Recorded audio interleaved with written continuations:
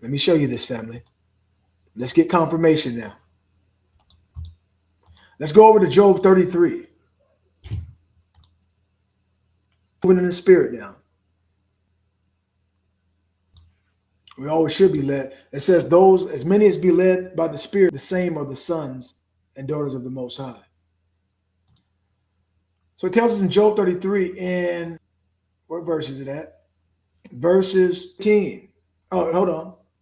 Verses 14. For Isaiah speaketh once, yea, twice, yet man receiveth it not. Most High trying to show us something. He's establishing the thoughts. He's sealing this. Look. In a dream, in a vision of the night, when deep sleep falleth upon men. I told you I went into to sleeping and slumbering upon the. Then he openeth their ears. Then he openeth the ears of men and sealeth their instructions. What do we see here? Now I see and I understand and understand why it is that I was able, or where the Most High had me in a specific area at a specific time. See? Had us there for that specific time and that specific reason.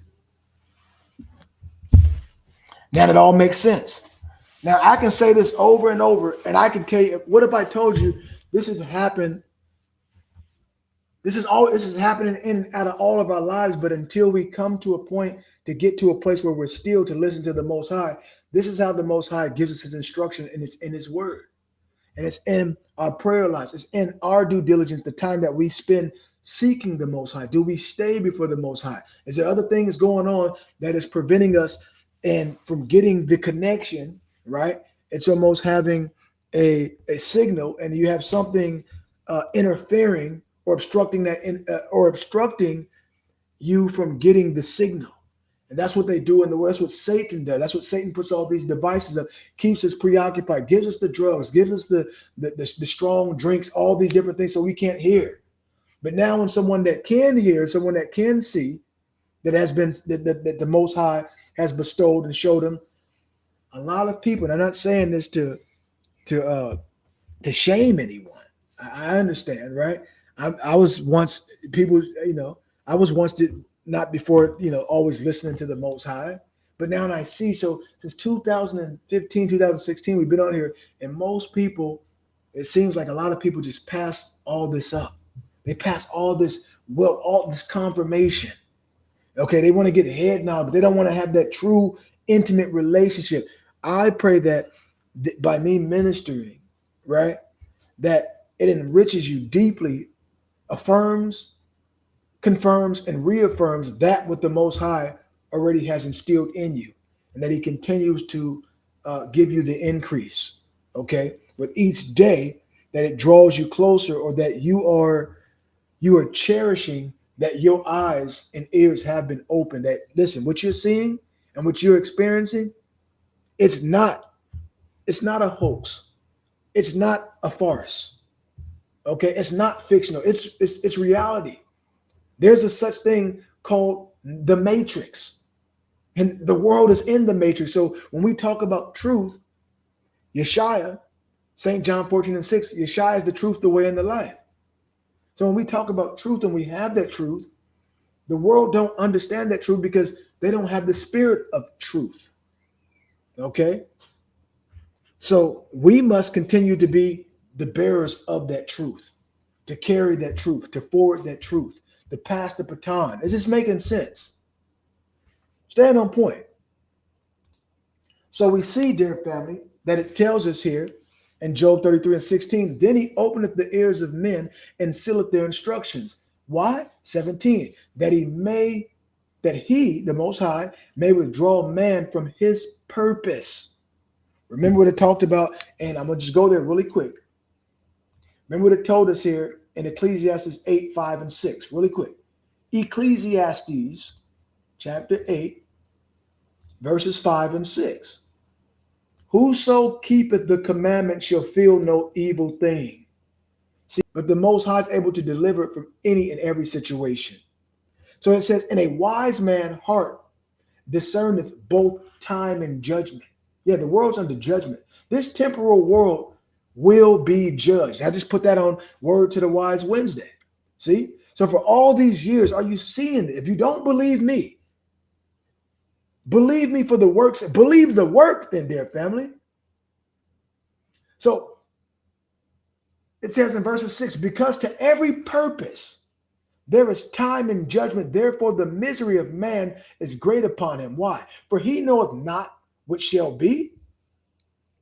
We came into this world not of our own will, and we depart out of it not by our own will. Now, some people, they try to unlive themselves by those evil spirits or whatever the case is. That's a spirit too.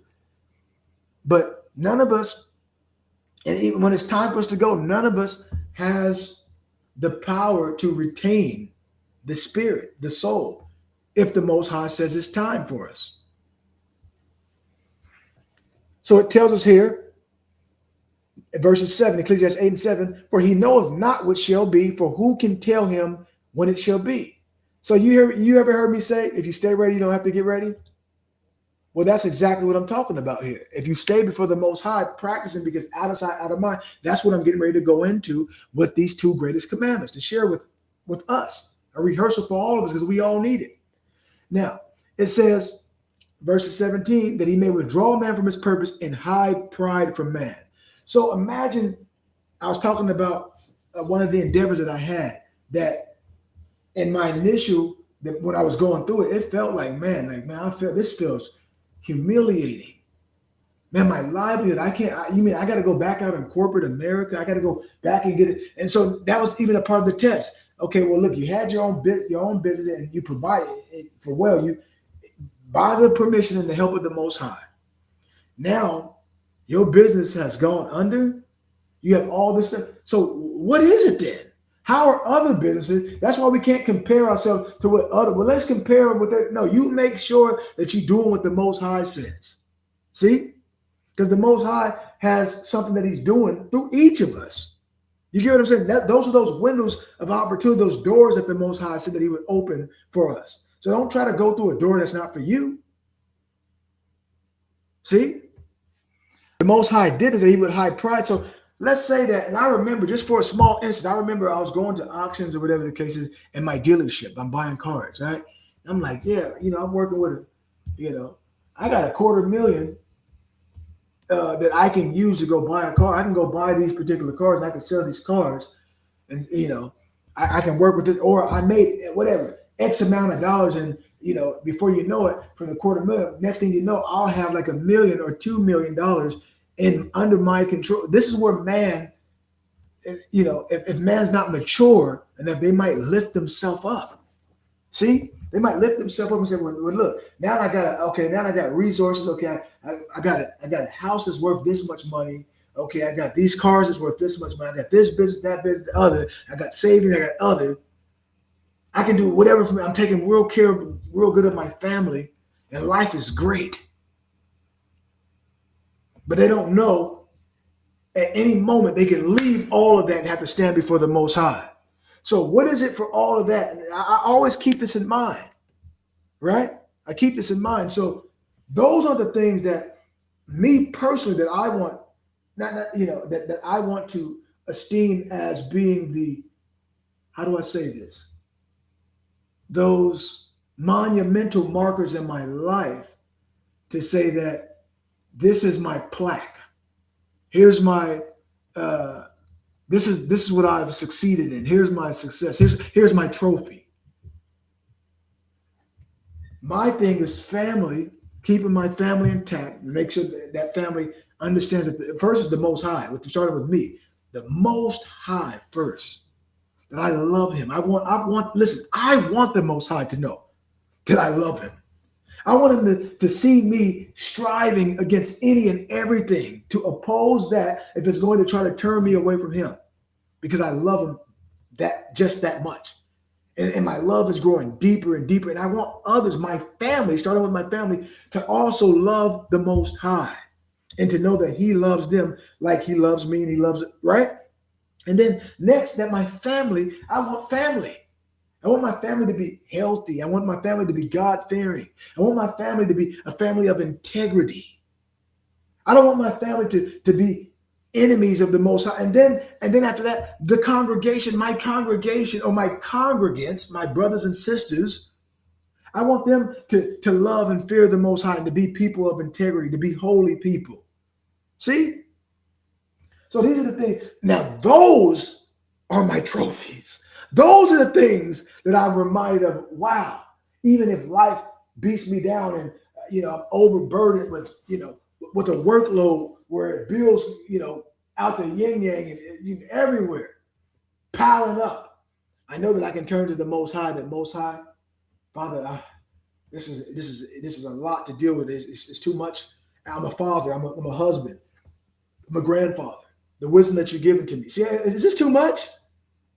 All right, let me ask you all. Does it make sense? Is it making sense? Can I get a comment if it making sense to you? Deuteronomy 6. You have children, this is a great thing. And if your parents, grandparents, this is a great thing that you need to know this too, that you should tell this and instill this in your children. Okay? Even those that do this regularly. Deuteronomy 6, I'm going to go from verses 4 down to 8. It says here, "Hear, O Israel, the Most High, our God is one Lord." Okay? Or one power, one God. He's one. "And thou shalt love the Most High, thy God, with all thine heart, and with all thy soul, and with all thy might." Verse 6. "And these words which I command thee this day shall be in thy heart." That's thy mind. Again, out of sight, out of mind. What happens to the nation and the people that forget the Most High? Well, it tells us in Psalms 9 and verses 17, "The nation and people that forget the Most High shall be turned into hell." So it tells us here in verses 5, we shall love the Most High, our God, with all our heart and with all our soul and with all our might. Now,